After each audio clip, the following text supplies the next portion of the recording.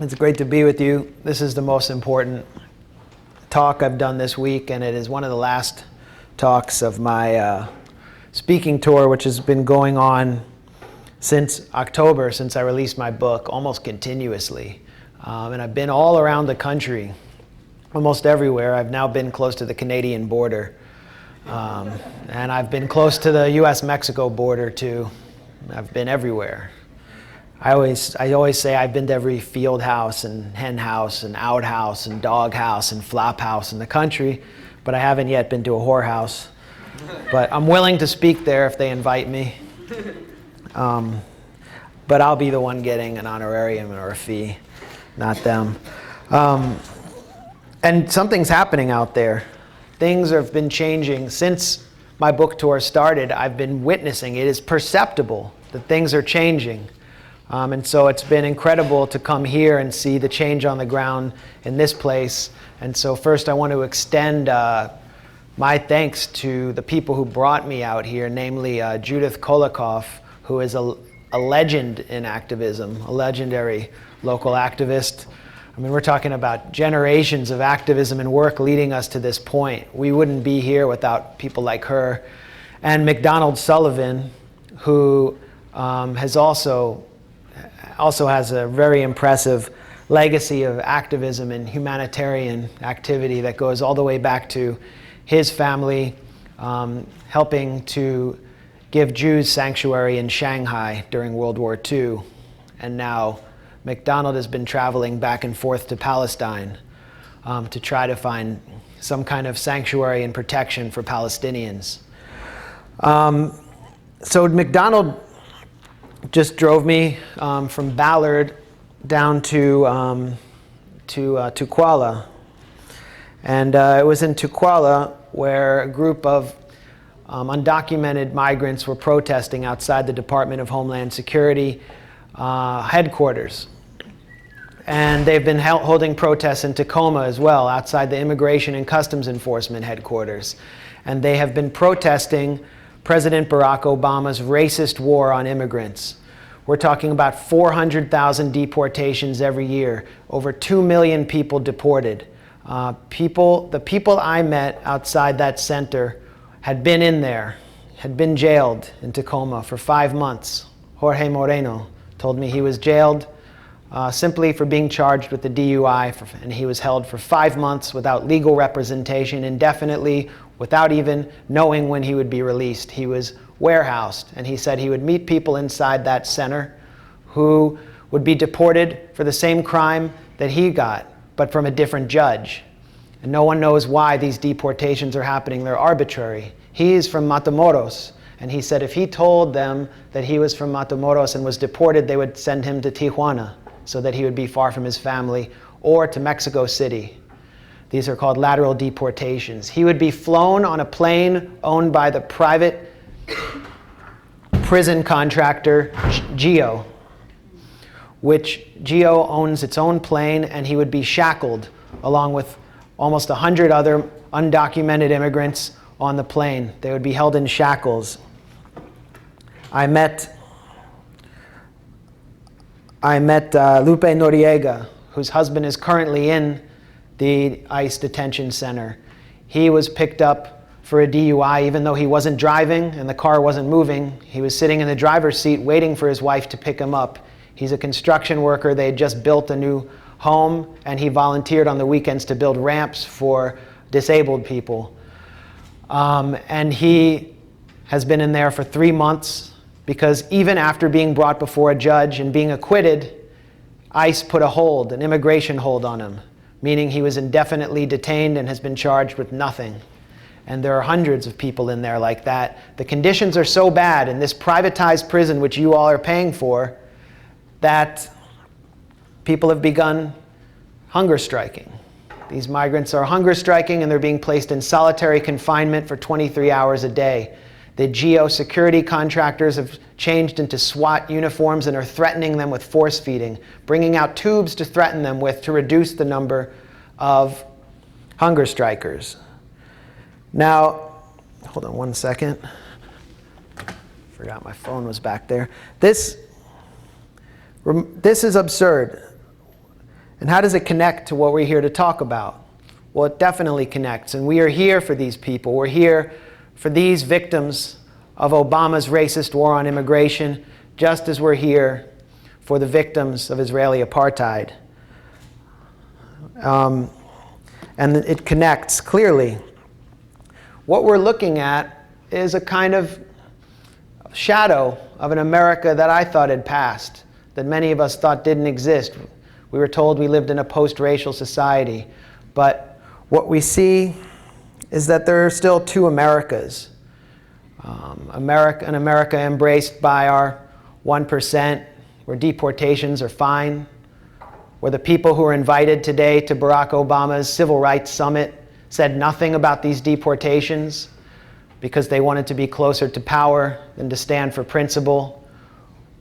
And on the other side was the other America, where people like those of you with Super were outside Barack Obama's hollow Civil Rights Summit protesting the deportations, and they were arrested because they had the courage to stand up for principle over power. We have the America of the Koch brothers and Sheldon Adelson, the largest donor to American politics in history, who also happens to be Benjamin Netanyahu's chief political patron, and Paul Singer, who is another major supporter of Israel, who has just founded a major political action committee that will be pumping money into our 2014 and 2016 elections, impacting the kind of racist and Islamophobic discussion we hear around foreign policy.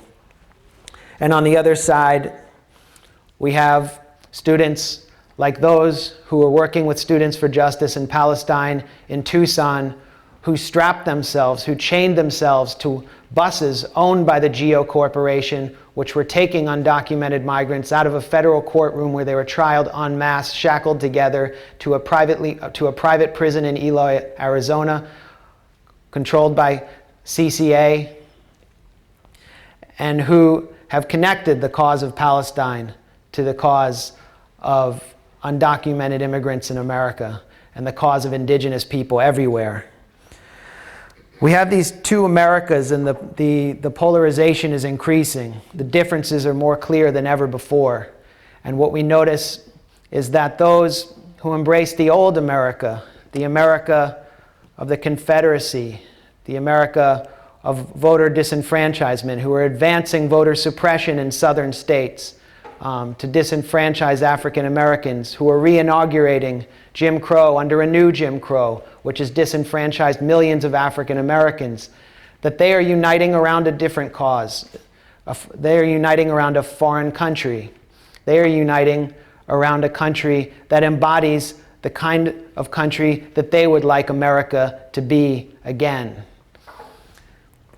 It is the state of Israel, a country with no borders, where everyone lives under a regime of separation and rights are apportioned according to ethnicity and the circumstances of their birth. And those who want to go back to those days of restrictive covenants, the University of Washington has a database of all the restrictive covenants that kept Seattle white up until 1968 and confined minorities, African Americans, Latinos, Asian Americans, and even those defined in restrictive covenants as Hebrews, Jews, to certain areas, especially in the center of Seattle. Those who want that America again are uniting around Israel, and you can just look at who is attempting to crush your efforts on campus. Look at who's funding the attacks on you. Look at who's funding the attacks on me, the Brandeis Center, run by Kenneth Marcus, who has attempted to water down Title VI protections in the 1964 Civil Rights Act for minorities on campus and defund Middle East Studies departments, has produced a 65-page booklet to illustrate my anti-Semitism. Unfortunately, this pamphlet, report, whatever you want to call it, screed, doesn't contradict a single fact in my book. If anything, it confirms them. And it's the ultimate in trolling, highlighting which tweets I've favorited, looking for anything to paint me as anti-Semitic, and what it comes down to is that I simply am in favor of Palestinian equal rights and oppose what is clearly a system of apartheid. Now, the Brandeis Center is funded not only by the typical pro-Israel groups, but by the Bradley Foundation, which is a key funder of the right wing, and it was the Bradley Foundation that funded the attack on affirmative action and introduced a resolution in California to end affirmative action, whitening the state schools of California. It was the Bradley Foundation that funded the research behind the book The Bell Curve, which claims, using junk pseudoscience, that whites and Asians are genetically superior to African Americans and Latinos, based also on research produced by the Pioneer Fund, a eugenics group. And so these groups are uniting to crush Palestine solidarity on campus. The American Society for Trustees and Associates and Alumni is partnering with the Bradley Foundation to crush Middle East studies and to crush ethnic studies on campus. And so once they do what they did at Northeastern University, where the Students for Justice in Palestine chapter has been suspended indefinitely for leafleting, simply for leafleting, something that students take for granted as something they can do on campus, and where 2 of those students who weren't even in the leadership of SJP are threatened with expulsion. Once they can replicate that success on campus after campus, there will be one less progressive ally when they come for the rest of us, when they come for ethnic studies. We know where it starts, but we don't know where it ends. And it's consistent with a push around the country that has put McCarthyism at the front of the pro-Israel playbook. But it's not going to work. I've seen its failure around this country as people are coming to this cause from unlikely backgrounds, from unlikely places, to agitate for a cause that is as basic as freedom itself, equal rights. And let's make it clear, let's not be gaslighted into believing that we're the extremists. Because if you oppose equality before the law, you are an enemy of democracy, period. And that's who's behind this suppression push on campus. Now, the main thing that they're attempting to do, and they've been doing this for decades, is to restrict the free flow of information around this issue, and especially around the reporting, journalism, and discussion of Israel-Palestine and what it really is. Now, I approached this as a journalist. After I finished my first book, I immediately went to Israel-Palestine to report for 4 or 5 years, 4 or 5 years of research, about a year on the ground, on what was happening since Israel elected in 2009 the most right-wing government in its history. And what I found was a place where the green line had basically evaporated. And you could see apartheid anywhere you went. You didn't have to go to the occupied territories. You didn't have to go to the Gaza Strip, which had just been decimated, pummeled over 3 weeks by Israeli airstrikes and an Israeli invasion that destroyed 80% of all arable land, that destroyed the only chicken farm in the Gaza Strip, the Sawari chicken farms. I quote a tank gunner in my book saying, "We were ordered to fire at chickens. It was the most absurd thing I'd ever done.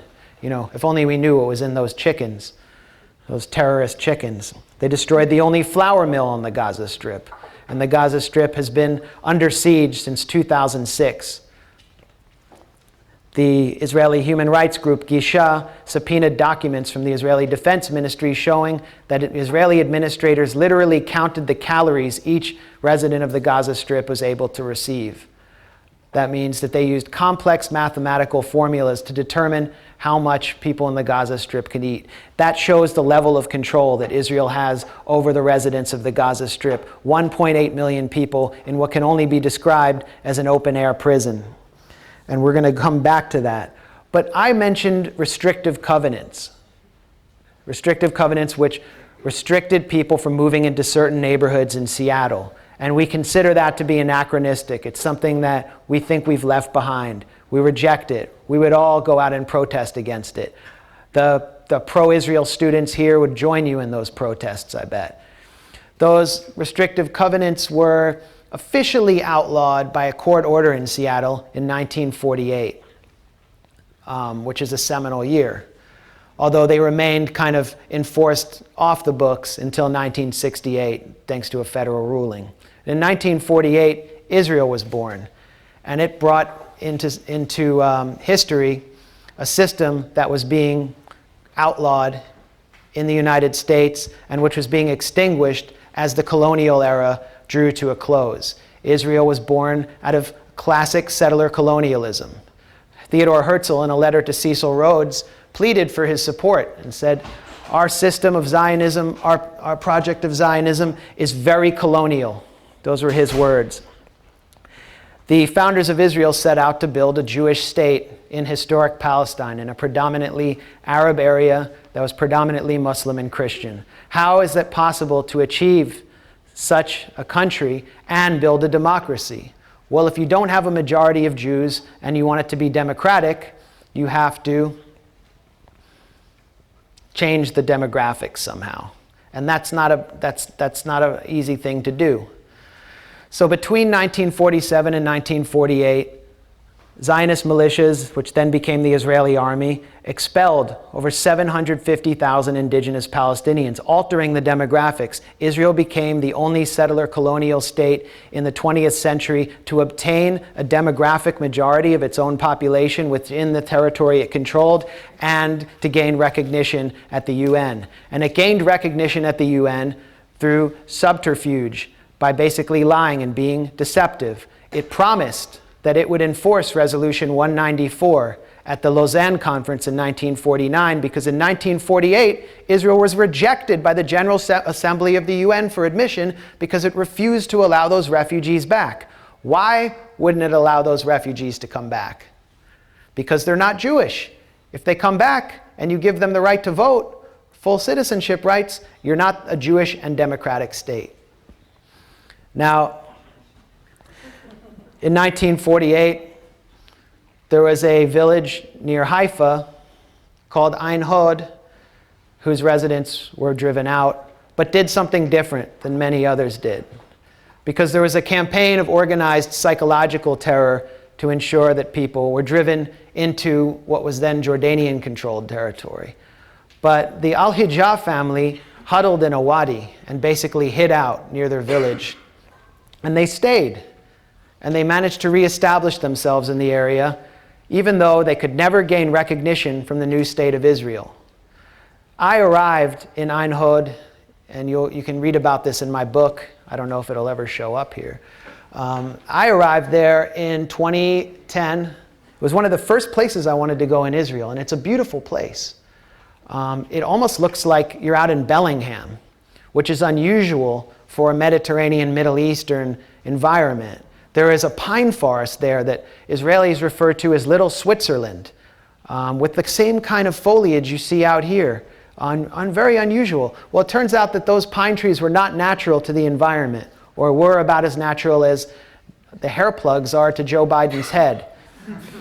They were planted there by the Jewish National Fund, which is a 501c3 nonprofit which raises tens of millions of dollars inside the United States, and has had speakers like President Bill Clinton garnering $100,000 speaking fees. Stephen Harper has spoken at a gala for the Jewish National Fund. And the Jewish National Fund, since 1907, since it was founded by Herzl, has been involved in displacing the indigenous population and ethnic cleansing.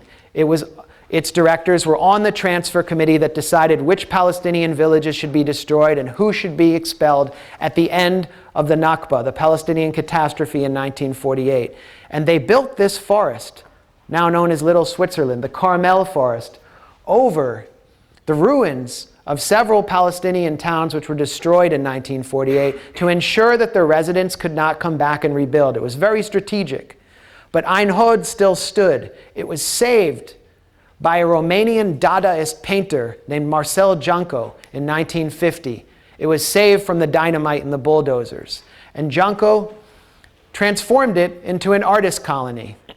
So when I arrived, I went into these art studios, which were these beautiful stone homes, and I saw the Judaica kitsch that was for sale, and I followed a tour guide who was leading Israeli tourists on a tour, and who said that these were third-generation homes. I started asking a lot of questions, and it didn't seem like I was welcome in that village. I had my camera out, and I was filming those stone homes, and I filmed the local brewery, which looked cool. You know, you like to go to breweries here in Seattle. You have like, what do you call them, nano breweries? You can do a nano pub crawl. We don't have that where I live. It's better out here. And I filmed inside the restaurant called Bonanza, which is an airy restaurant in a big stone structure that had a wood-burning oven cooking pizza and a bar. And I left that village looking for clues into what had happened before. Looking for someone to tell me an honest account of the history of it. I had to go 3 kilometers up the road to another village called Ein Hod. And this was where the Al-Hijab family had gone. That village had been until 2006 an unrecognized village, meaning the state of Israel refused to supply it with electricity, refused to provide it with sewage, water, sanitation, public schools, public health clinics, nothing, even though they were forced to pay taxes just to be there. In 2006, out of embarrassment, the state finally granted them recognition, and they're there. And they took me in and explained that those stone homes used to be their homes. They are not allowed to return to those homes because they're not Jewish.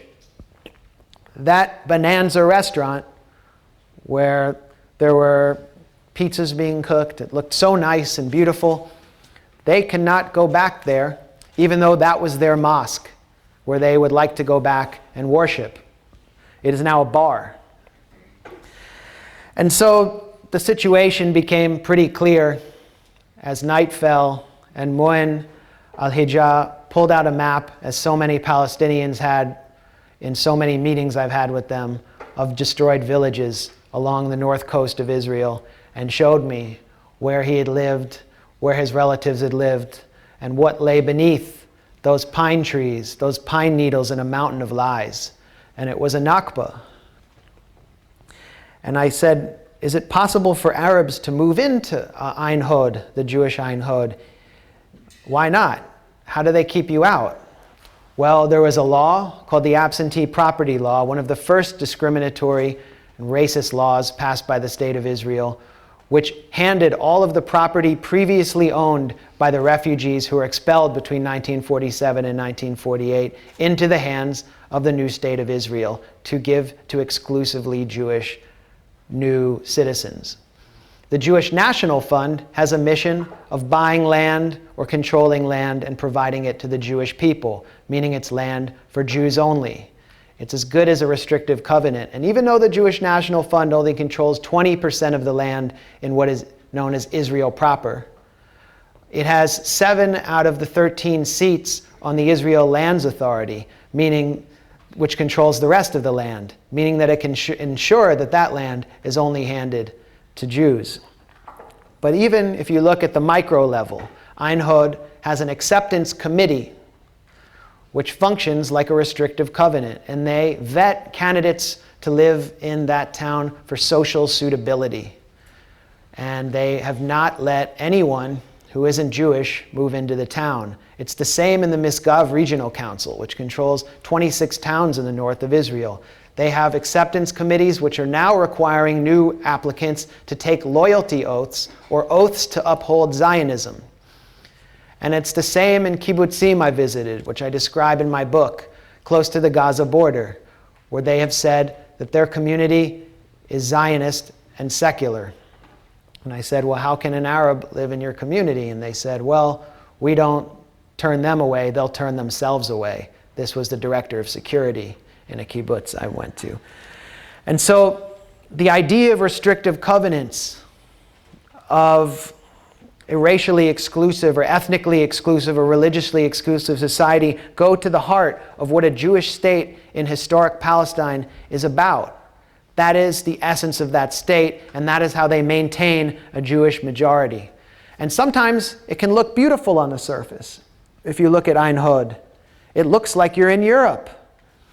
Sometimes it's not so beautiful, if you look at the separation wall, 638 kilometers of concrete and monitoring systems provided by Elbit, the Israeli state-run weapons firm, which just got a $145 million contract from the Department of Homeland Security to put those same monitoring systems on the US-Mexico border, including inside Nogales. Though that wall was put there, according to Benjamin Netanyahu, to prevent demographic spillover, to separate people on ethnic and religious lines. And it's the same if you look at the Gaza Strip, whose residents are 80% refugees, meaning they have legitimate claims to land and property inside Israel according to UN Resolution 194, but who must be warehoused indefinitely as human surplus in this besieged coastal territory simply because they're not Jewish, because they do not fit the character that the state of Israel is based on, the ethnic character that the state is based on. If they were Jewish, the walls would come down tomorrow. They'd be allowed to fish more than 3 kilometers out at sea. They would not be under siege. They wouldn't be fired at for entering the 300-meter buffer zone near the borders of Israel. It would be over, halas. But they were born into the wrong circumstances. As for me, an American Jew who doesn't even have Israeli citizenship, I have more rights than any Palestinian in the world between the River Jordan and the Mediterranean Sea, simply because of who I was born to. And I have about as much connection to that land as the San Francisco-based Creedence Clearwater Revival does to the Bayou. My great-grandmother, Manya Finkelstein, came over on a boat from the Ukraine, from the Kiev, where my family was completely dispossessed, to the United States. And my grandparents settled in the west side of Chicago. My parents met in Cambridge, Massachusetts. So when I go back to Cambridge, that's my real birthright tour. I don't understand this idea that I have a birthright in Israel, but the state of Israel is based on a secular messianic philosophy that brings me in direct connection with the dehydrated, nomadic, early Bronze Age people who wandered around this land, and says that I have a direct connection to them, that somehow my relatives were kicking it on the corner with Methuselah and, smoking weed off the tomb of Solomon and chilling with Shem, Ham, and Japheth. That's the logic of my connection to the land of Israel. It's why I, unlike any of you who are non-Jewish, and especially unlike those of you who are Palestinian, who have Huiyah, whose families are there, or who are diaspora Palestinians, why I can get citizenship tomorrow and immediate benefits from the Jewish agency, and I can move to a settlement in the West Bank. I can move wherever I want. It's why I can move freely even as a non-Israeli, while my Palestinian American friends in Ramallah have to beg me to sneak them through the Kalandia checkpoint and through that wall just so they can go to the beach. So as I said, anywhere you look, there's apartheid. You don't even need to look beyond Ben Gurion International Airport. My experience going to that airport is a good one. I haven't gone since I've released a book, so that might change. But everyone who goes to that airport is assigned by Israeli security a number, 1 through 6, based on your perceived danger, and your danger is connected to your ethnicity. So many Arab Americans get deported, over 100 a year, as documented by the journalists Ali Gharib and George Hale. People get deported like Noor Judah, who is a Palestinian-American teacher at the Quaker school in the West Bank, who was attempting to reunite with her students after a short trip to Amman, Jordan, so she could finish out the semester. She was deported for 10 years, and those kids never got to finish the semester. People like the dangerous Jewish octogenarian Noam Chomsky have been deported by the state of Israel at the border because of their political views. Norman Finkelstein faced the same fate. My friend Jared Melson, a Jewish-American kid who's really a straightforward reporter, who is working for Ma'an News, a Palestinian news service, was held in a cell for 8 days before he was deported for 10 years because of the kind of reporting he was doing. I have been treated in such a favorable way because of who I am. I'm asked, am I Jewish? Yes. Are my parents Jewish? Yes. Are my grandparents Jewish? Yes. How many times are you going to ask me how many members of my family are Jewish before you let me in? Well, not too many. Go. And I get a 1 or a 2. On one occasion, when I was getting asked too many questions, I said I was going to meet my girlfriend in Tel Aviv, who didn't exist. I was asked, are you planning on having children? And I said, yes, of course. Raising the specter of a Jewish Israeli woman being injected with top-grade Ashkenazi sperm and producing Jewish babies to offset the Arab demographic threat. And I was greeted with a huge smile. And I was waved through an additional security check. While others had to have their bags hand-checked, I was waved through and welcomed. Welcome home to Zion. Okay, now where the hell am I? Well, actually, I am not in Tel Aviv. I'm in Lod, which used to be known as Lydda, which used to be known as the Lydda airfield, and was captured by Zionist forces after tens of thousands of Palestinians were driven out of Lydda at gunpoint, after a series of massacres that are known as the Lydda Death March.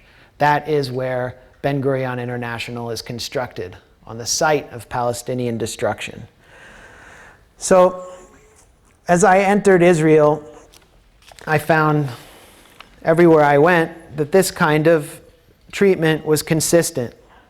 And what I saw was that for Jews like me, I was very lucky.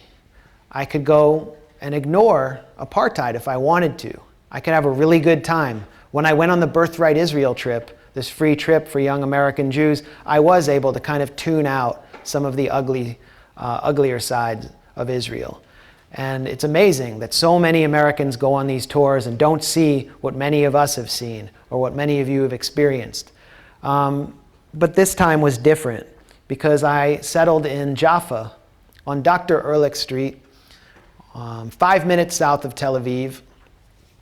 And I was in the ghetto, the Palestinian ghetto of Tel Aviv, which used to be known as the Bride of the Sea. It was one of the most thriving cultural and economic cities in the Arab world before 1947 and 1948, when tens of thousands of its residents were literally driven into the sea under artillery fire. The community is sort of reconstituted, but they live under a discriminatory regime, and they are under the control of the Tel Aviv municipality, which means they are under the control of an all-Jewish municipality. And that's the point. They have very little, if no, sovereignty. On Dr. Ehrlich Street, I lived across from the Jacob Zahalon Geriatric Center. This used to be known as the Jamal Dashani Hospital. And Jamal Dajani, the street was named after Jamal Dajani. Jamal Dajani was Fuad Dajani. And the Dajani family were one of the original Palestinian aristocratic families. The street was renamed and Hebraicized, and the hospital was seized by the State of Israel in 1948 and named after a 17th century Italian physician who is as familiar to Jaffa as an ice skating rink. And the street was renamed after Dr. Paul Ehrlich, a 19th century Austrian Jewish physician. And this has happened all over the state of Israel. A new state rose up on the ruins of another after a massive campaign of ethnic cleansing. But as William Faulkner said, the past is never dead. It isn't even past. In my neighborhood, there were 500 standing eviction orders, all applying to Palestinians, simply because in 1948, their homes, 40% of their homes were placed into the hands of the state holding company, and they are unable to get permits to renovate their homes. So if they dare build an extra bedroom or renovate their kitchen, they get an eviction order. There is a very clear intent here to move them out. Gentrification is taking place in a more aggressive way than we can even imagine in Seattle. The new gated community built in the center of Jaffa, Andromeda Hills, has begun filing noise complaints to silence the call of the muezzin from the two mosques, whose foundation predates the State of Israel, and the local church, to silence the tolling of its bells, to do what the Israeli government calls Judaization. And this is happening in cities all around Israel proper.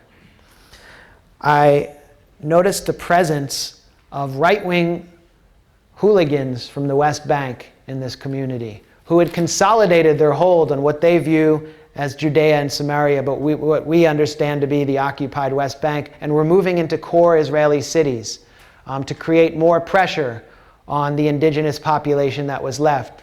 Firebombing my favorite fish restaurant, which was owned by Palestinian Christians, and where I would like to host my friends from Tel Aviv.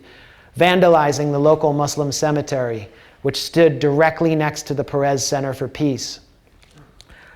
Holding Jaffa for Jews marches, as you viewed in that film. And this week, on the anniversary of the Deir Yassin massacre, a massacre of Palestinians in a village near Jerusalem, which is viewable from the Yad Vashem Holocaust Memorial Museum. The gravestones of the victims of that massacre, of the more than 200 women and children killed there, were vandalized, and "Death to Arabs" was spray painted on their gravestones. This is happening all around Israel in a campaign to finish 48. Finish 48 is the mantra of those who lead Israel right now. It is the mantra of the right wing, and it is why the right wing dominates Israeli politics. Because in this crisis, Israel still faces resistance from the indigenous population. Unlike the United States, they are unable to make mascots out of their indigenous population. They are still resisting in one way or another. They can't name their military hardware after Arabs. They can't name their teams after Arabs, as we have done with Native Americans, because their process of settler colonialism is ongoing.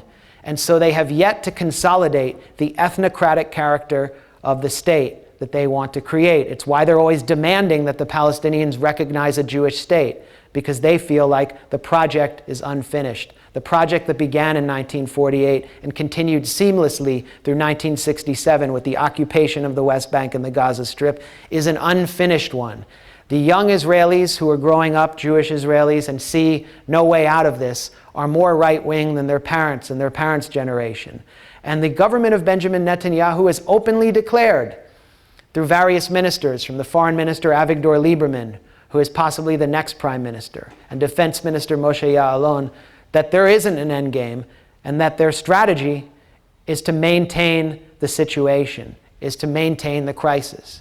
So that means that beneath the cover of the US-encouraged status quo, and beneath the cover of a media blackout, which I've been trying to puncture and perforate and break through, ethnic cleansing is occurring day after day after day. And the call to finish 48, the mantra of finish 48, is the right wing's ticket to a permanent majority in Israeli society and the closure of any democratic space. Closing off space for Jewish Israeli dissidents who are leveling their bodies against the occupation and who are now facing a constant wave of shin bet interrogations, of monitoring and demonization.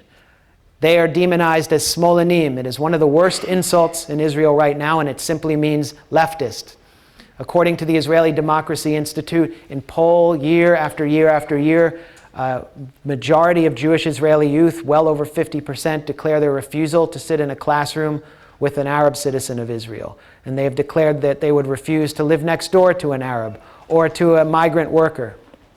A plurality of Israelis in 2011 in the Israeli Democracy Institute poll have declared that they favor detention camps for Arabs during wartime. And when is wartime in Israel? Well, Israel's been in a perpetual state of emergency since 1948 and reauthorizes it frequently. In one of the most recent reauthorizations, Supreme Court Justice Eliakim Rubinstein declared that it must be reauthorized because Israel is a normal country that is not normal. In other words, we'd like to see ourselves as normal, but we will never be normal, so we need to implement these measures to either maintain the situation as we embark on the project of finishing 48. And so we see the call to finish 48, and we hear it in the words of Deputy Transportation Minister Tzipi Hotovely, the Sarah Palin of Israel, who speaks better English than Sarah Palin, who is 34, and telegenic, and represents the new face of the governing Likud party, who favors annexing the West Bank, who has told Hanin Zawabi, the most hated woman in Israel, a Palestinian Christian legislator who traveled on the Free Gaza flotilla, and who is hated because she campaigns for Israel as a state of all its citizens with no racial or religious preferences, who has told Zawabi and promised her that she would ban her and remove all Arabs from the Knesset. And that project is on its way. We hear the call to finish 48 in the recent vote to raise the electoral threshold to 4 seats because the Arab parties in the Knesset hold less than 4 seats, making it impossible for them to campaign as anything but a larger bloc. We hear the call to finish 48 in Hoteveli, declaring, "I am a Jewish racist. I favor a Jewish state with a Jewish majority." And that pretty much distills the mentality of those of her generation and explain why she is on a stepping stone for higher office. We hear the call to finish 48 in the tracts of state-funded rabbis, key religious authorities who decide who can become citizen, who is a Jew, who can get married, and who have declared that it is illegal, who have falsely declared, falsely misinterpreting the Torah, declaring that it is illegal under Jewish law to rent apartments to non-Jews, meaning Arabs and African refugees. You saw a copy of that letter in the video, and whose wives issued a dual letter declaring that it is illegal under Jewish law for Jews to have relationships with non-Jews, addressing their letter at Orthodox women who are dating Arabs, who are non-Jewish. We hear the call to finish 48 in the anti-miscegenation movement, which they've inspired, which is crusading in core Israeli cities to prevent interracial and interreligious relationships, which operates a hotline allowing callers to inform on interreligious dating, on couples who are dating interreligiously, who operate a coast guard and patrols, warning Jewish women not to speak to Arab men, warning Arab men of harsh consequences if they speak to Jewish women, placing posters all around Jerusalem, which I have seen, containing photographs of Arab men who are accused of making passes at Jewish women or dating them, and who have testified before the Knesset on the dangers of assimilation at the invitation of Tzipi Hoteveli, the Deputy Transportation Minister. We hear the call to finish 48 in the decision by the National Civil Service Administration to bar religious Jewish women from volunteering in Israeli hospitals after 9 p.m. for fear that they will date Arab doctors. A bizarre and peculiar decision for me as an American Jew who's been raised to believe that it is good to have relationships with doctors. And that decision was endorsed by Economics Minister Naftali Bennett, another rising star who controls the 3rd largest party in Israel, Bayit Yehudi, or Jewish Home, which has introduced a plan to do away with the idea of Palestine altogether, to annex 60% of the West Bank and give Jordanian residency to those living in the 4 main Palestinian population centers. And we hear the call to finish 48 in the cries and bellows of the Jewish teenagers who beat Jamal Julani, the 19-year-old Palestinian, into a coma in Zion Square while dozens of people watched in the heart of Jerusalem, where I lived for 3 months and where I produced several videos attempting to warn of the tide of racism that was consuming this society, particularly in this place, and who had one of my most widely trafficked videos banned from YouTube and Vimeo and the Huffington Post, Feeling the Hate in Jerusalem. This warning was ignored, and Julani was set on by these teens after a 15-year-old female friend of theirs accused him of making a pass on her, later admitting it was a lie. And they chanted, "A Jew is a soul, an Arab is a son of a bitch," which it happens to also be the chant of the ultras, the fans of Beitar Jerusalem, who, after each goal at Teddy Stadium in Jerusalem, also chant "Death to Arabs" and wave banners bearing the image of Meir Kahane, the racist Israeli rabbi who argued for an ethnically pure state from the river to the sea and the full transfer of all Palestinians and Arabs who refused to take loyalty oaths. The loyalty oath that was introduced by Meir Kahane in 1987 and led to his banning by the Knesset by the Israeli Knesset for racist incitement.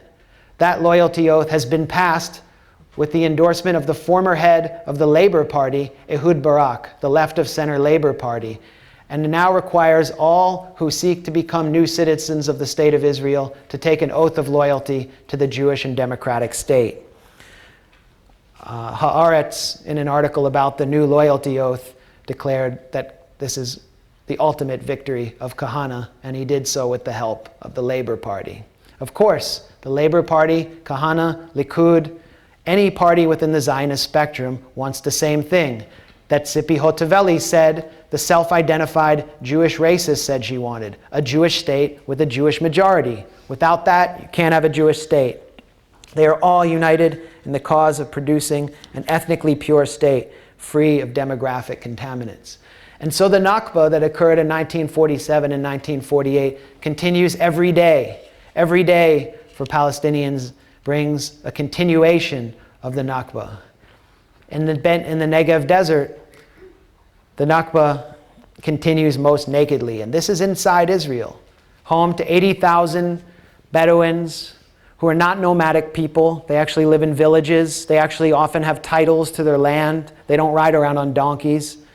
But they live in unrecognized villages. Their villages can't be recognized, and they can't receive public services, even though they're citizens of the State of Israel, even though they pay taxes, even though they often even serve in the Israeli army and die in the Israeli army fighting Palestinians. Why? Because unlike me, they're not Jewish. If I went and got a minyan together here of my Jewish friends, and we tried to set up a community in the Negev desert, we would not only get immediate benefits from the Jewish Agency, which is calling for Judaization of the Negev and Galilee, heavily Arab areas inside Israel. We would get state recognition, and we would get hooked up to the state electricity supply, sewage, etc. Not only that, thanks to a recent law called the Acceptance to Communities Act, we would be able to turn anyone away based on their religion or ethnicity. This law authorizes communities of under 500 to do just that, to have restrictive covenants on the books officially. And so as this system recedes in the United States, it takes Israel over like a tidal wave. The Israeli government introduced a plan called the Prawer Plan, it's spelled Prawer, to expel 40 to 70,000 Bedouins from their unrecognized villages, claiming that they were living there illegally and that their construction was illegal. It would have authorized either the destruction of their towns or their relocation to some unspecified place. And it was clear where they were going to send them. In the whole history of the State of Israel, there are only 5 towns that the state has allowed to be built for Arabs. They're towns like Rahat and Hura, which are basically Indian reservations, built according to the website of the Or movement, which administers these towns and is a subsidiary of the Jewish National Fund to concentrate the Bedouin population. And so this dark language of concentration, which bears horrible resonances in Jewish history, but also in the history of Japanese Americans who were concentrated in Manzanar during World War II because they were deemed to possess enemy race blood, has been reintroduced in the modern state of Israel in the 21st century, and under the same very logic that those Bedouins have been identified by Benjamin Netanyahu and by the chief demographer of the state of Israel, Arnon Sofer, who they call Arnon the Arab counter because Sofer in Hebrew means counter, has been identified as a demographic threat because they're having too many children. We have to recognize that those children are the greatest threat to a Jewish state simply by being born. Their crime is being born, and they bear a greater threat to the Jewish state than any rocket from Hamas and any rocket from Hezbollah, because they threaten to destroy the Jewish state by existing. That's the logic of the state. And whenever anyone tells you that with your call for Palestinian equality amounts to the destruction of the Jewish state, you have to ask them, so what does that say about the Jewish state, that equality equals destruction? That's the question that so few are willing to answer. So that Prawer Plan has been stopped in the Knesset by 2 votes and has been reintroduced. It appeared in the open in Israel. It was reported and widely debated in Israel. And there was widespread public support for some version of it, but in this country it wasn't debated. I'm sure many of you have heard about it because there's been a lot of activism around it, but before that activism, it wasn't discussed and it wasn't debated, even though it was well known for 2 years inside Israel. What does that say about our media? It's shocking. This was an open plan for expulsion, and when the New York Times and Jodi Rudoren, the Jerusalem bureau chief of the New York Times, finally reported on this plan, she called it a resettlement program, as if they're helping the Bedouin, which is straightforward colonial logic.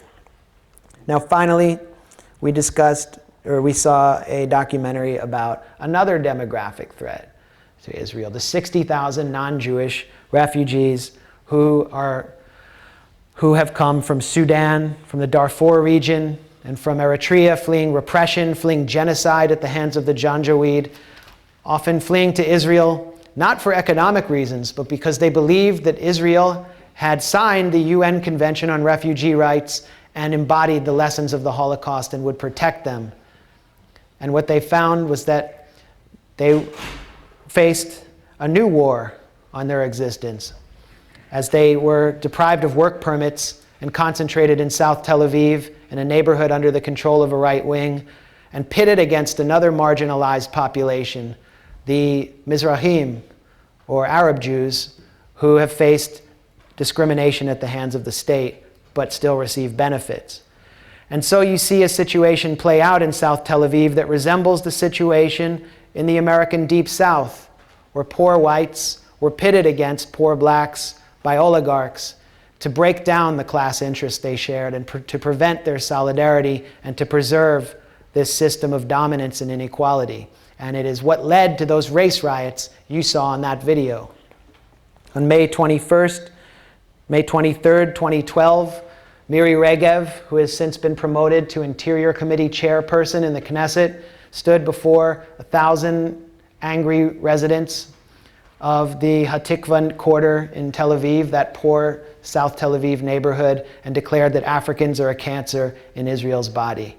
According to the Israeli Democracy Institute, 52% of Jewish Israelis agreed with that opinion, and a plurality agreed with acts of violence against Africans to drive them out. Eli Yishai, who declared that the Interior Committee chairperson, the head of the Israeli Interior Committee and the chairman of the supremacist Shas party, who appeared at the beginning of that documentary, promised to make the lives of Africans miserable. And he said that they are Muslims who don't recognize that this country belongs to the white man. Interesting, because Yishai, as you saw, has olive skin, is not white. His family comes from Tunisia. But in Israel, race is constructed and identity is constructed on a different basis. And as a Jew, he sees himself as a member of the white man, as a white man. And so, on May 23rd, 2012, after Miri Regev's proclamation, hundreds of vandals set out into the neighborhoods where Africans were attempting to maintain businesses and homes and attacked them, attacked any African they could find, and were held back from a full-scale riot and bloodshed by the last-minute presence of border police. This was taken as a sign by Benjamin Netanyahu and his government to act. And so they amended, I'm being told to wrap it up, and I'm wrapping it up here. So they amended, and this is a fascinating connection. They amended a 1953 law called the Prevention of Infiltration Act, which was originally intended to illegalize the presence of Palestinians driven out between 1947 and 1948 to apply to Africans. And so under this law, any African who is non-Jewish, who had committed the crime of not being a Jew inside Israeli territory, could be picked up, arrested, and detained indefinitely without being charged with anything. Much like those migrants who I met today, who have been deprived of legal counsel and not charged and held indefinitely. And 500 of them are now in the Holot internment center in the Negev desert, which also relies on private prison contractors, in Israel. One of the companies that provides much of the prisons that hold Palestinians and will hold African migrants is one of them that provides them with surveillance equipment and the means to control this population is G4S. And G4S is increasingly getting contracts in the US and is at the top of the boycott list of the BDS movement. So Holot is has an interesting set of rules, which are different from our ICE centers because they're simply prisons. Israel doesn't consider Holot to be a prison. They call it an open accommodation center. And anyone held there is allowed to technically leave, except there's nowhere to go because they're in the Negev desert. And they have to check in 3 times a day for roll call. The only rule that confines them is that they must be there after sundown for fear that they will integrate into the Israeli public, for fear that they will assimilate. And so it reminded me, this rule, of rules that I had spoken about before, restrictive covenants, but there were other rules. James Loewen, the American historian, wrote about these towns that dotted the American landscape in the 20s and 30s called sundown towns that had enacted ordinances limiting and illegalizing the presence of African Americans after sundown. So with this new legislation, the Prevention of Infiltration Act, the move to fully deport Africans in contravention of the UN Refugee Rights Convention, and the Holot Internment Center, Israel has established the largest sundown town in the world. And based on an open logic of ethnocracy, which is anachronistic and which we thought we had abandoned here, but which we are still fighting in this country to prevent from re-entering our politics and our policies. It's why people are protesting in Tacoma. It's why people organized in Olympia to honor the legacy of Rachel Corrie and to honor the hard work of Craig and Cindy Corrie, who've been fighting for 10 years for divestment from Caterpillar, whose D9 bulldozers have contributed to the destruction of over 26,000 Palestinian homes since 1967, according to the Israeli Committee Against Home Demolition. It's why the people in Olympia fought the Israeli government working through Stand With Us, the far-right Islamophobic extremist organization, to end their SLAP suit, their strategic lawsuit against public participation, and took it all the way to court and finally triumphed and can now divest from Israeli goods and speak out and state their opposition to this occupation and this apartheid and get in the way. It's why I'm seeing at campus after campus after campus divestment resolutions with students coming together, Jewish, Arab, African American, Latino, across the board. Massive solidarity and massive unity to introduce divestment resolutions from corporations that are involved in occupation. I started this leg of my book tour abruptly at the last second when the University of Michigan Students for Justice in Palestine flew me out at the last second to speak at the debate over their divestment resolution. 600 people were in the room. 500 more were waiting outside. 500 more students were waiting outside. This issue is overtaking campuses. It's becoming one of the key issues on campus, and it is ending the reprieve that the military-industrial complex, which has so many millions of dollars of contracts in research and development at American universities, it's ending the reprieve that they got after 9/11. It is doing what the anti-war movement has failed to do since the election of Barack Obama.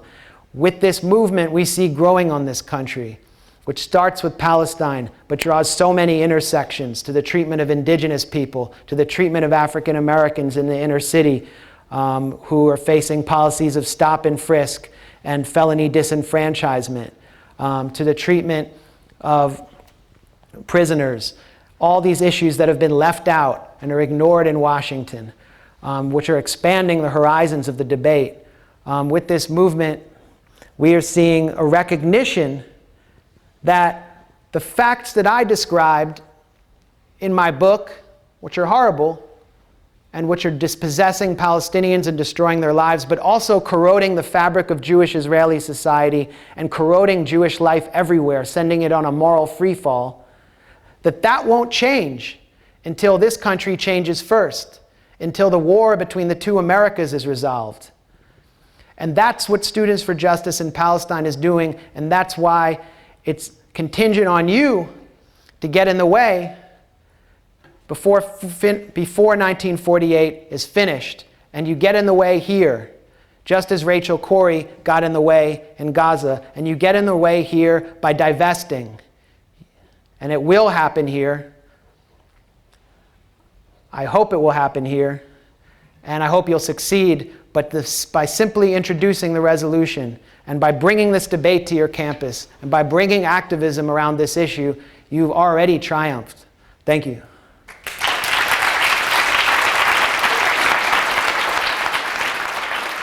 There is legal distinctions because of the historical annexation of the Southwest, but I think that there is no moral distinction. In the case of Palestinians, there is a treaty enabling them. We're going to call on you before. I remember your last question was, why am I a liar, at the last event? So I can't wait to hear what you have to say. No, you. But no, I do think that there should be that our border between the U.S. and Mexico should be virtually evaporated, and people should be vetted only for security reasons and not based on nationality. You want to get rid of the Mexico-U.S. border? I definitely, I would like ultimately to do that. I think Mexicans are indigenous to the Southwest, to the southwestern United States. Now, to your questions, and they were basically kind of like talking points that I hear often, and it's disturbing to me that you're a PhD student and you stated things that are clearly clearly false. First of all, that the '48 war was started by the Arab Higher Committee is clearly false. By the time that Israel was founded on May 15th, 1948, almost 200 Palestinian villages had already been destroyed. And up until that point, the Zionist Haganah and Stern Gang had only faced opposition from the Arab Liberation Army, which was poorly armed and could only put about 8,000 regular soldiers into the field against one of the most advanced armies in that region. The only opposition Israel faced was after May 15th, 1948, from the Jordanian Royal Army, which had been trained by Pasha John Gloob. And they only faced opposition at Latrun, which Israel came back and ethnically cleansed in 1967 to finish the job. It's the site of Canada Park, which has been built on the ruins of Yalu, Beit Nuba, and Imwas, which is known as Emmaus in the New Testament.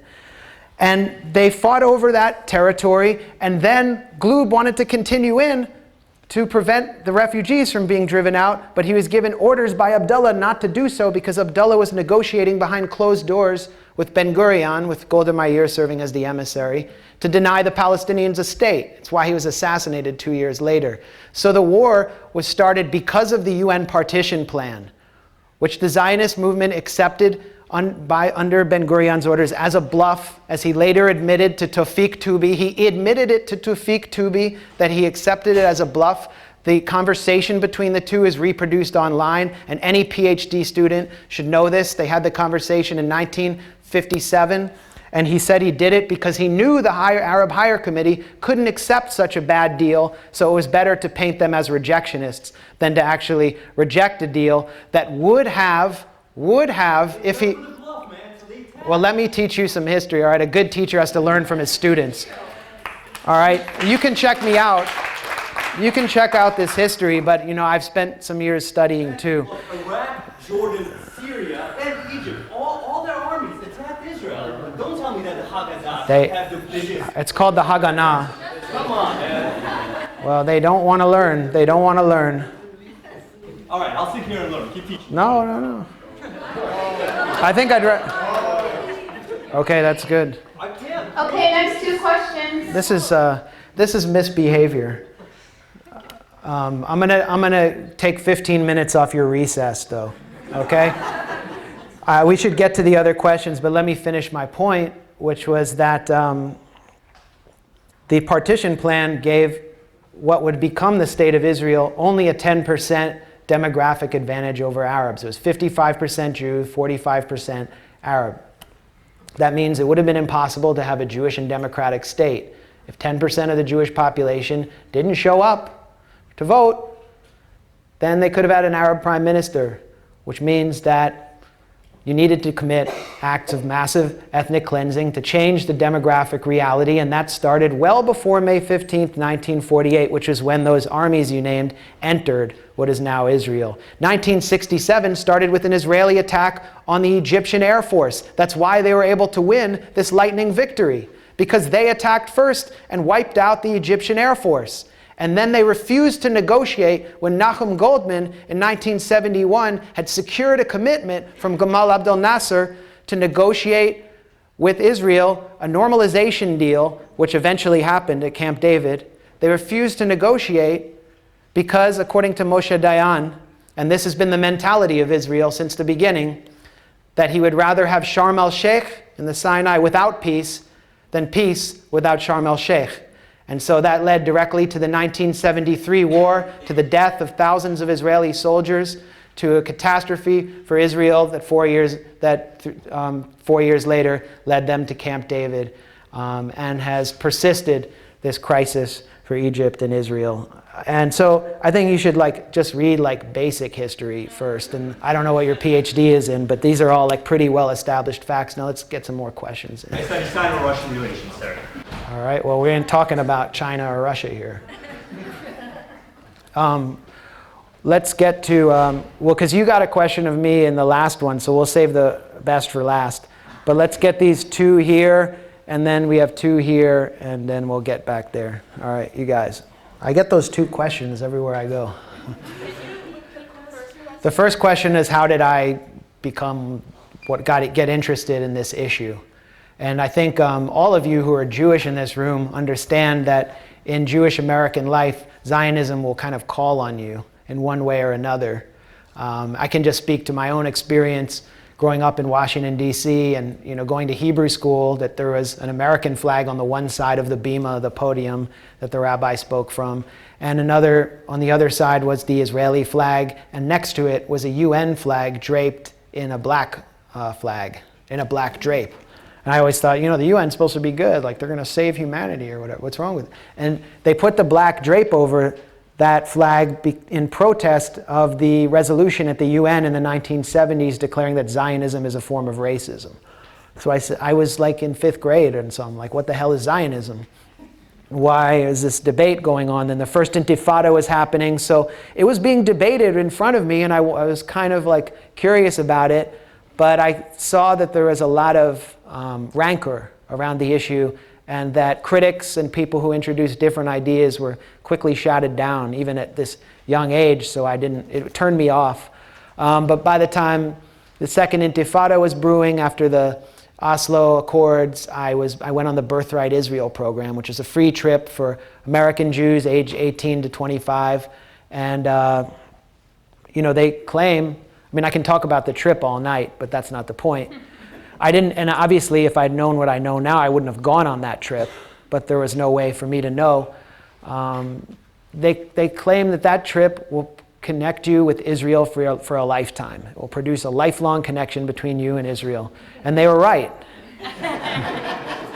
It just didn't have the effect that they wanted it to have on me, because the second Intifada started after that, and I was disgusted by the suicide bombings, but I wanted to know why they were happening, what was going on the other side in the occupied territories. This narrative had been forbidden from me, not by my family. It wasn't really discussed at home, but it wasn't present in our media. It was hard to get to, and I knew somehow that I was being lied to, so I started questioning. And once you start questioning, the whole thing falls apart in your hands, sooner or later. It doesn't fall apart overnight. It's a process of several years. I watched the second invasion of Lebanon, in which Israel left 4 million cluster munitions behind in southern Lebanon after flattening South Beirut. And you can read the Amnesty International report flooding South Lebanon for that citation. And that shocked me, but what really shocked me into action, and so many people in my generation had this experience, was Operation Cast Lead. Just watching it. The day of that attack, I actually argued with a Palestinian friend of mine and said, well, Hamas shouldn't have been sending those rockets in. Then I realized Israel was the one who violated the ceasefire with Hamas initially. And then I turned on the Al Jazeera live stream and saw the 65 police cadets who had just been inaugurated as cops in Gaza City, laying on the ground, writhing in a pool of blood with organs splattered everywhere because they had been targeted by a precision Israeli missile. And that continued for day after day after day until I broke. And I said, I'm a pretty decent journalist and I'm well known. I'm going to use what I have to expose this situation. And so it started from there. A few months later, I had the deal to write Goliath. So that's kind of the intro to my story. And then to your question, now I get this question a lot about comparisons between what the state of Israel is doing to Palestinians and what Nazi Germany did to Jews. And of course there are comparisons that can be drawn, because there are comparisons that can be drawn between what Nazi Germany did to Jews and gypsies and homosexuals and dissidents and what's happening to different oppressed and marginalized groups everywhere.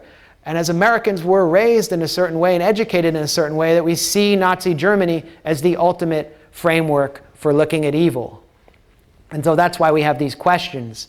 But there is something that's more direct, which is that Zionism grows, and this Israeli idea of a Herrenvolk democracy or an ethnocracy grows out of the kind of thinking that was popular in Europe. It's in Northern Europe and Western Europe in the late 19th century during the high colonial age. And in the United States at that time, eugenics was popular. The idea of racial betterment through better breeding. Up in Kalamazoo, Michigan, there was a center for racial betterment. It was a J.G. Kellogg, the guy who invented cornflakes, ran this center. So where did Hitler get his ideas from? Hitler got his ideas from Kellogg and these eugenicists, from Americans, including liberal Americans who just believed that we could end poverty through better breeding. So Hitler himself wasn't totally unique. He didn't come out of a vacuum. And Hitler also had intellectual influences like Houston Chamberlain, who was into racial science. And Chamberlain was corresponding for many years with Arthur Ruppin, who was also a German who helped found Tel Aviv, and I think who helped standardize the Hebrew language. And they had many discussions about racial science. So these ideas were also popular among the people who introduced Zionism to the Holy Land. It's not unique. It's not a uniquely evil project. What the problem is that those systems were either extinguished in South Africa through massive resistance, through an international boycott, even through a campaign of terrorism spearheaded by Nelson Mandela and the African National Congress, including the bombing of civilian targets. It was extinguished in the United States by the completion of the genocide of Native Americans, which allowed the US to move towards an immigrant society. We have to recognize that ethnic cleansing is often a component of liberal democracies. And it was sort of extinguished in Africa through mass resistance to colonialism. But in Israel, it's still ongoing, and it is being continued through very high-tech means. Now, Mercedes is supplying the Israeli government, but so on the one hand, I have drawn direct connections in my book. That race riot you saw, where right-wing vandals shattered the glass of non-Jewish Africans because they are the racial outclass who have been demonized because of who they are. I called that chapter the Night of Broken Glass, referring to Kristallnacht. And at the time of Kristallnacht, there was no clear plan for the extermination of Jews, only for their dispossession and possible expulsion. So I am drawing on the universal lessons of the Holocaust, which declare never again, not just to Jews, but to anyone. And I don't see why that should be controversial. And I think we should affirm that today.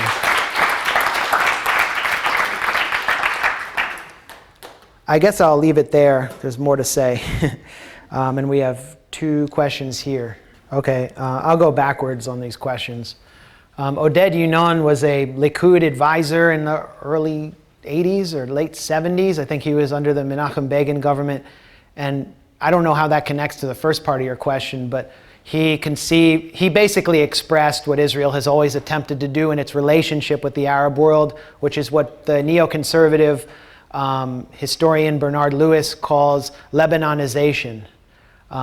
With Lebanon, Lebanon is a very sectarian country, and it has been at war with itself, even as it was, and through this civil war in Lebanon, which Israel participated in, it weakened itself and weakened its capacity to resist the Israeli treatment of Palestinians and so on. And so Yunon has proposed supporting minority sects around the Arab world and promoting the fragmentation of Arab countries by promoting enmity and conflict between different sects and supporting them so that the Arab world is constantly in a state of instability, which leaves Israel in the state it's in. And we're witnessing that play out during the Arab Spring, although Israel isn't directly involved, in my opinion, and from what I can tell, in anything happening in Syria or what's happening anywhere else. It's simply sitting back and enjoying the show.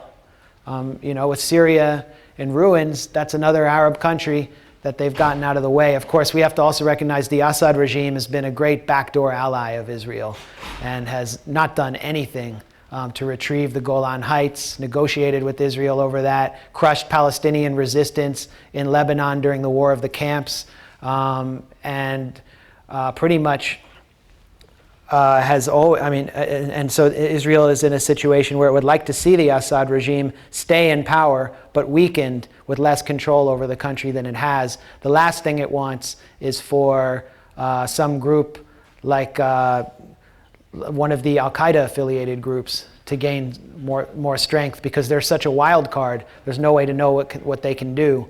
And that's their approach. Then their approach to the Arab world is destabilization. I can talk about specific things they've done, but I want to get to the next question, which is about, the idea. Answer my other one about why not go back to. Well, that's been done, and I really recommend. There's so much history on that, but I really recommend a new book, Genesis, by John Judas, which goes back and describes the history of the Balfour Declaration and the history of Israel's relationship with the colonial powers.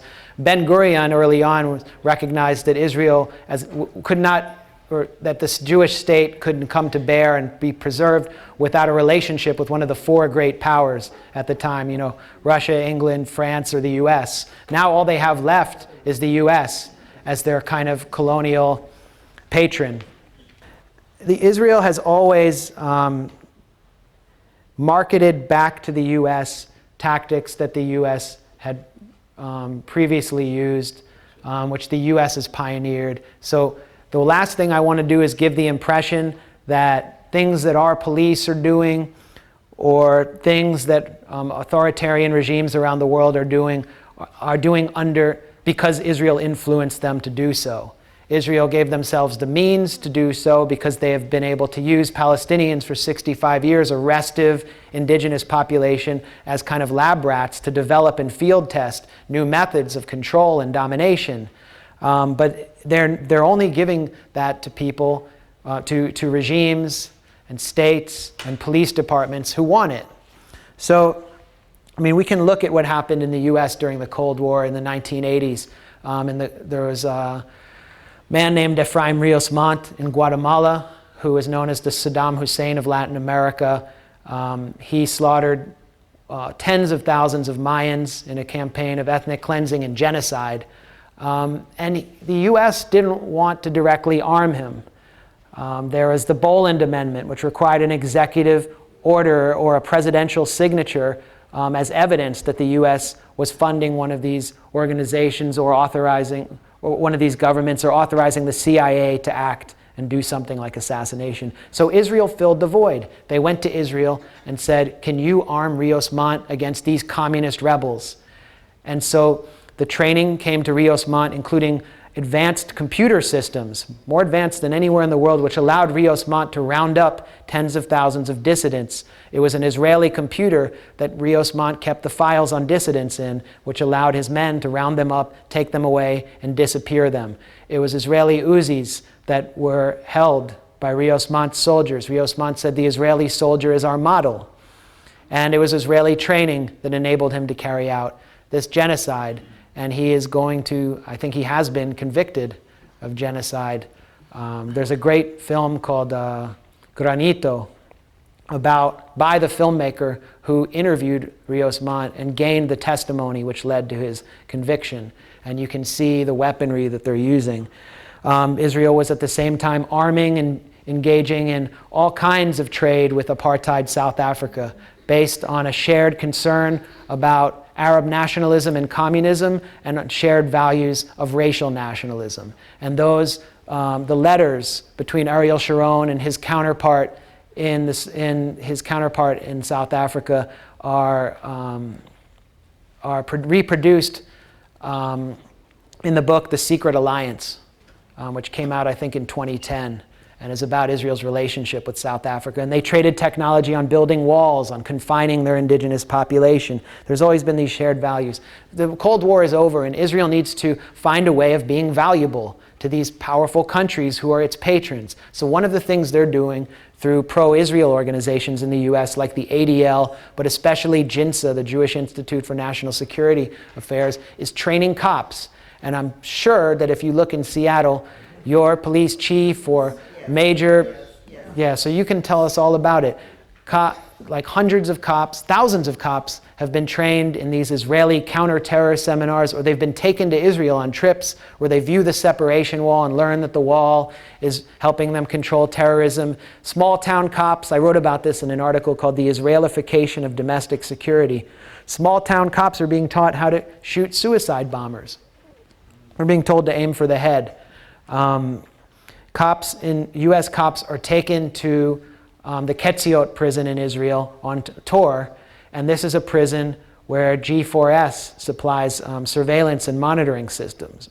And then they come back here with the lessons they've learned and apply them. And I think these are dangerous lessons because they learn to view the civilian population as an endemic enemy and as potential terrorists. Avi Dichter, the former head of the Israeli Shin Bet, spoke at a meeting of FBI agents and said, we need to view crime in terms of crimi-terror, that criminals could be potential terrorists and terrorists are all criminals. Let's blur the line between the criminal and the terrorist.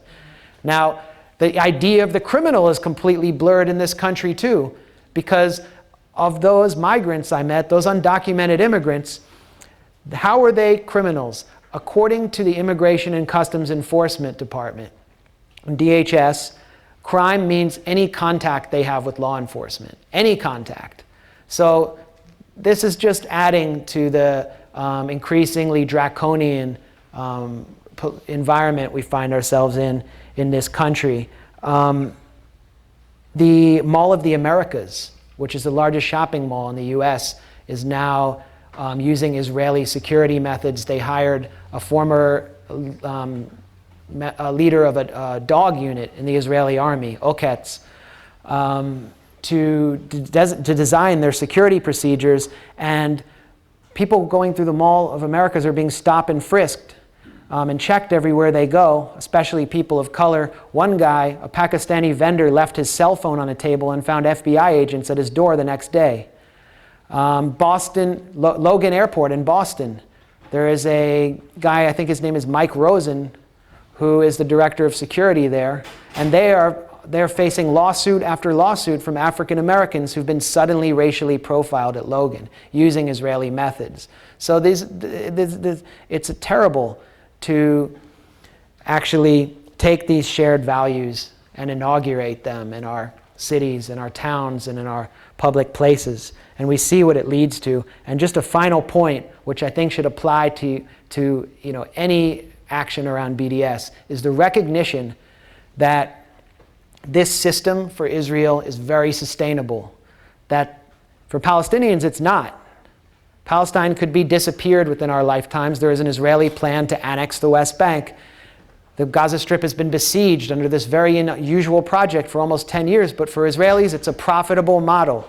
Between Operation Cast Lead and the escalation on the Gaza Strip in November 2012, Israeli arms sales increased by over $1 billion. There's a film called The Lab, which is hard to get. It's made by an Israeli director who is a former writer for Haaretz, and it's all about the Israeli arms industry and how they market their arms as field tested. I think it's one of the best films about Israel and what it's become in the modern era. If you can find any way of watching it and showing it, it's highly recommended.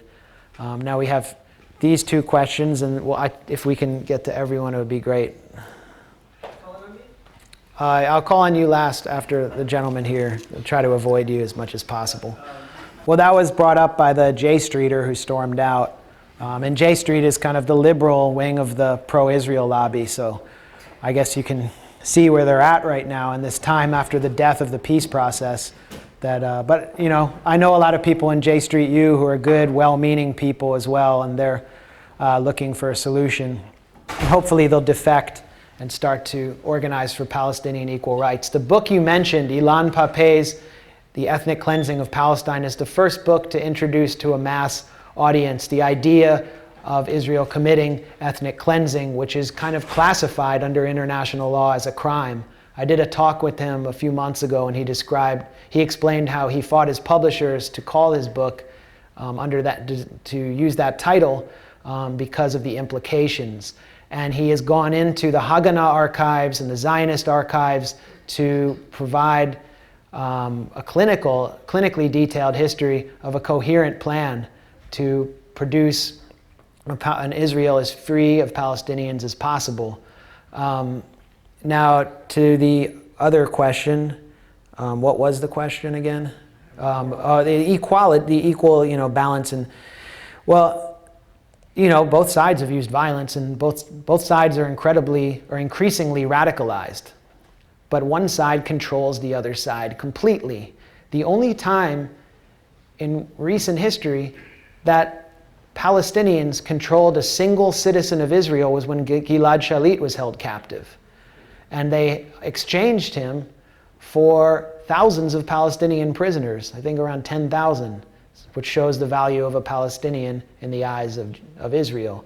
Israel controls every single Palestinian through one means or another, through an elaborate matrix of control between the river and the sea. And that's kind of what I've explained today. So we're not talking about good and evil. The Palestinians aren't the good guys and the Israelis are the evil guys. Although what Israelis might do, we classify as evil. But there are people on both sides that I like, and there are people on both sides that I don't like.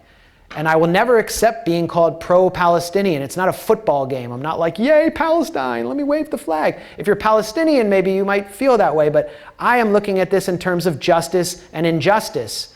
And one side is committing massive injustice towards the other, and it won't end until the playing field is equalized. That's where BDS comes in. BDS isn't a solution, it's a tactic for leveling the playing field by applying massive external pressure on Israel to convince it that this system of apartheid is not normal and it has to be abandoned.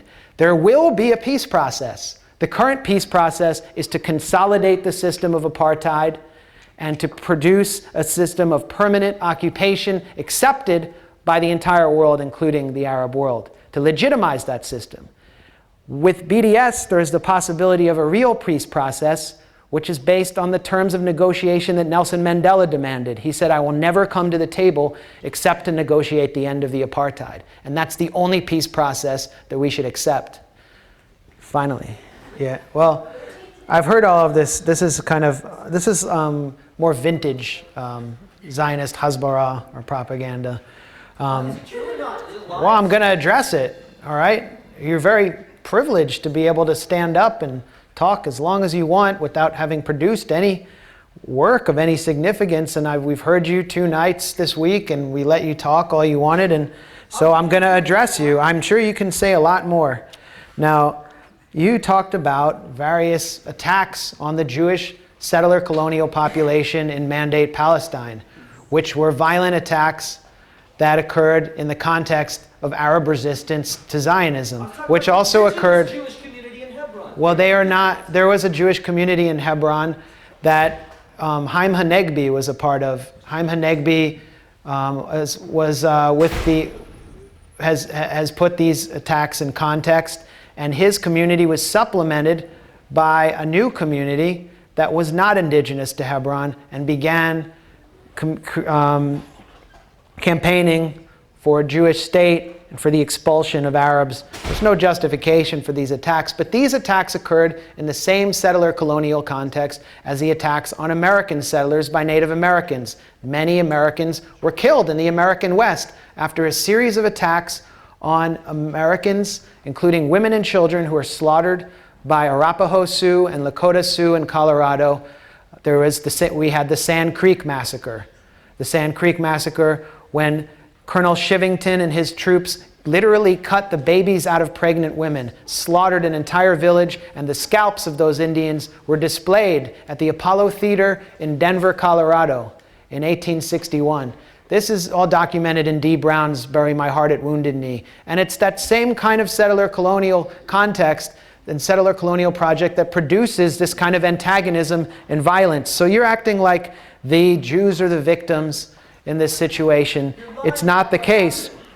Now finally, I have to jump ahead, but what you've sought to do is something that many Jewish Israeli leaders like Benjamin Netanyahu have sought to do, which is to blame Palestinians for what Germans did to Jews in the 1930s and 1940s, and to hold Palestinians responsible for the killing of 6 million Jews in Europe, which is one of the most irresponsible acts possible and is not historically provable. Despite Haj Amin al-Husseini's relationship with Nazi leaders, he was not responsible for the killing of any Jews. It was the Germans who did it.